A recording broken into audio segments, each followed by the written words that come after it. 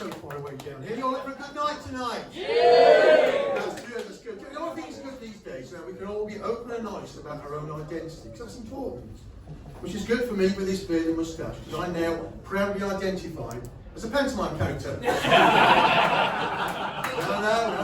No. Aladdin's genie's looking fucking old though, isn't he?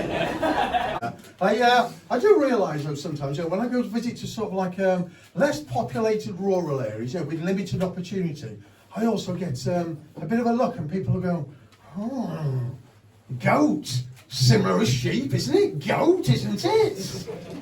No, it's not the same thing. I make a lot more noise than a sheep, and I charge more.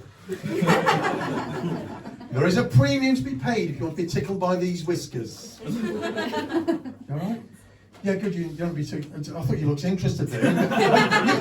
We're down there to start with, and you suddenly went, tickled by whiskers? Oh, is it that stage? And then already?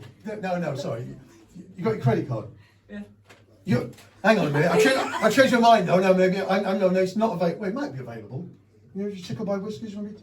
You don't. What? Is your girlfriend's gonna be all right with this, is she? Yes. I wasn't expecting it to quite go that way. I suppose I did begin that little bit by saying when visiting less populated areas with limited opportunities. Is that what it is here? Limited opportunities. All right. In a previous life, I used to be a police officer here in Oxford, right? And 30 years surrounded by the wasted lives of sad, seedy, questionable characters. Or I like to call police officers. What? Wait a minute. Who here's got a dog? There must be somebody who can chat who's got to. You've got a dog? Yeah. You've got 3 dogs? Oh! Wow, I wasn't expecting that. Well, anyway, that's good. We can go with that. So, what sort of dog? Name one of your dogs. What have you got? One more time. No, what sort of dog is it? Hello, Lola's mother. Lovely. Named after the song, was that? No, you didn't know the song, did you? It's alright, different generation. Now, okay. So what sort of dog do you have? Golden Retriever. They're lovely dogs, aren't they? Very friendly dogs. I read some research recently that sort of suggested that people get dogs as a reflection of their own character in some way. The only thing is that, aren't those dogs quite intelligent?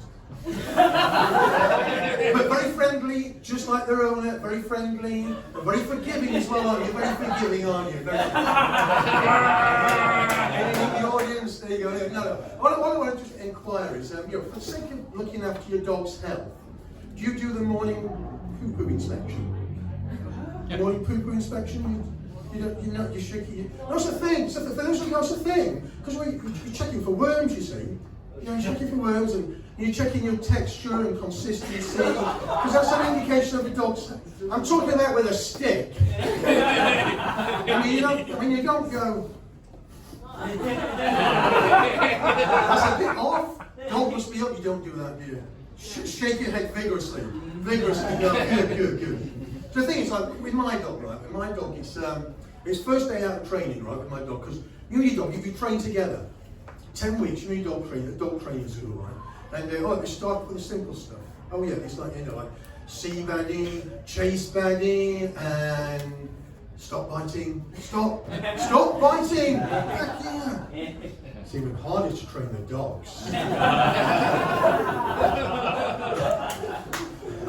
Anyway, the first day out with my dog, right?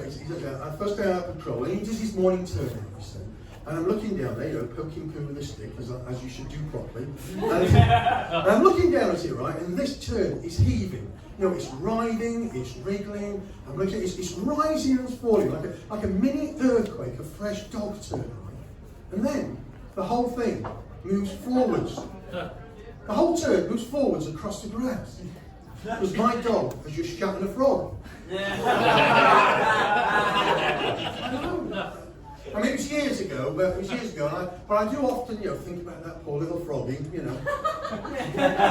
Going out to see his little froggy friends, saying, "You never guess what happened to me today."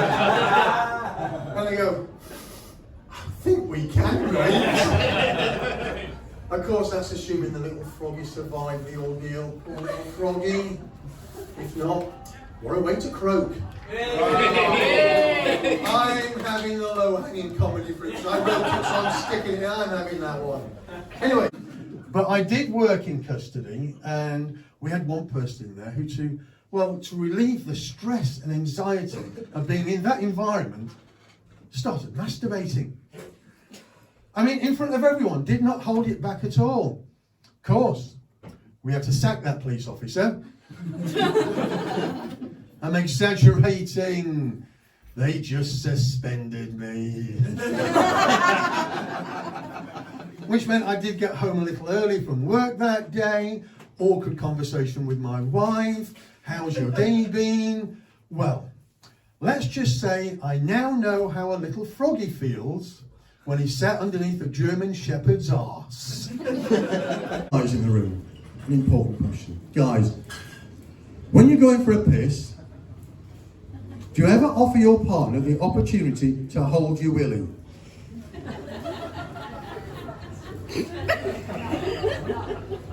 I know, it's a really odd question. This odd drinking buddy of mine posed not so long ago, because he reckons when he's out in the countryside and there's no one else around, he often offers his wife the opportunity to hold his willy when he's going for a piss. Something to do with being able to have the opportunity, the experience, he says, so she can have the sensation of being able to spray the wildflowers. You should try it, he says. So I did. Turns out, his wife really likes it.